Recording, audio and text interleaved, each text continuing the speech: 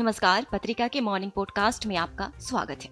मैं हूं आपके साथ नाजिया। आज है दिन सोमवार, तारीख 5 दिसंबर।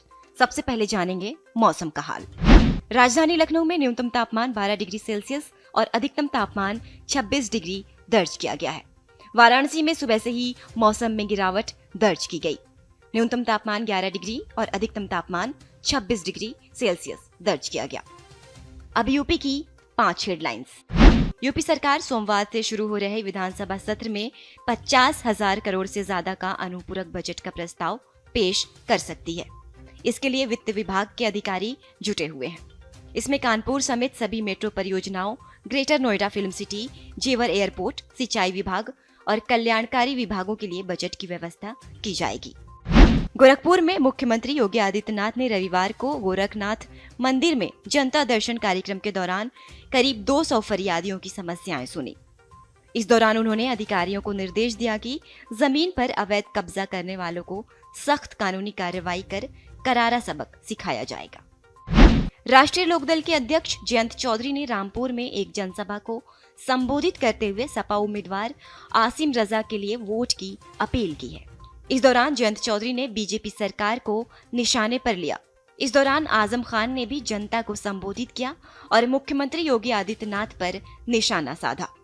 आजम खान ने जनसभा को संबोधित करते हुए कहा कि वजीर आला, आपने कल हमारी सेहत पूछी, इसके लिए हम आपका शुक्रिया अदा करना चाहते हैं, मगर आपने हमें मिलने का वक्त नहीं दिया। उन्होंने कहा कि आप तो धर्म मानने वाले हो, पूजा पाठ करने वाले हो। हमने लोकसभा में रहते हुए वजीर आला साहिब से वक्त मांगा कि हमारा दर्द सुन लो साहिब, हम भी एक हिंदुस्तानी हैं, लेकिन हमारी बात नहीं सुनी गई। यूपी के भदोही जिले की ज्ञानपुर सीट से पूर्व विधायक बाहुबली विजय मिश्रा की बहू रूपा मिश्रा का फ्लैट जब्त कर लिया गया है। लखनऊ के सुशांत गोल्फ सिटी थाना क्षेत्र में फ्लैट है। रविवार सुबह भदोही और लखनऊ पुलिस की संयुक्त टीम ने कार्रवाई की है। इस फ्लैट की कीमत करीब 11 करोड़ 55 लाख रुपए है। अब दो ऐसी खबरें जिनको डिटेल में जानना जरूरी है। कानपुर देहात के गोगूमऊ में मिट्टी टेस्टिंग का काम किया जा रहा है। अगर टेस्टिंग में मिट्टी पास हो जाती है तो जल्द ही यहाँ बीपीसीएल का प्लॉट बनने का काम शुरू हो जाएगा।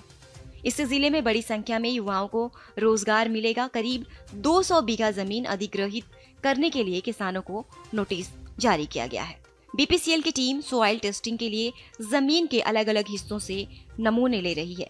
साइट इंजीनियर ने बताया कि मिट्टी के भार यानी दबाव सहने की क्षमता की जांच की जा रही है।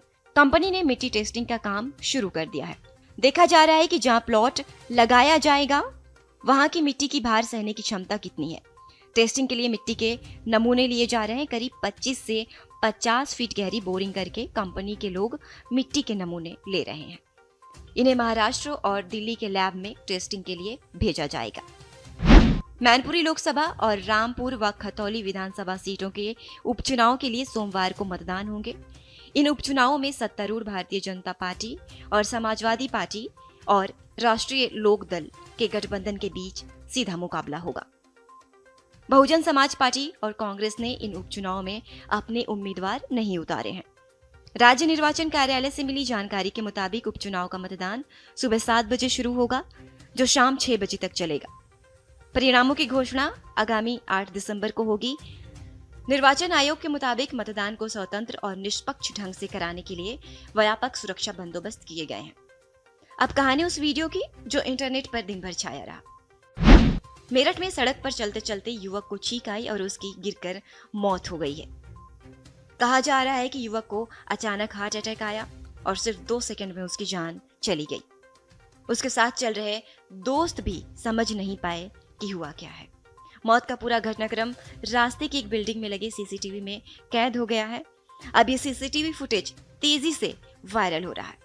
वीडियो 2 दिसंबर का बताया जा रहा है। मरने वाला जुबैर 18 साल का था। उसके पिता का नाम नफीस है और वह किदवई नगर गली नंबर 3 का रहने वाला था। आज का विचार, महान कार और छोटे लोग साथ नहीं चल सकते। ये बात पंडित जवाहरलाल नेहरू ने कही थी। आज का पॉडकास्ट समाप्त करते हैं।